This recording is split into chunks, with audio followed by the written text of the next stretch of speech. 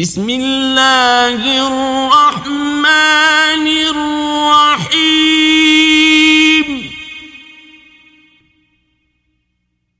قل أعوذ برب الناس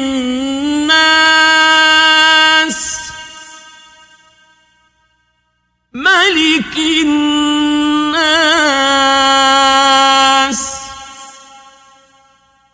إله الناس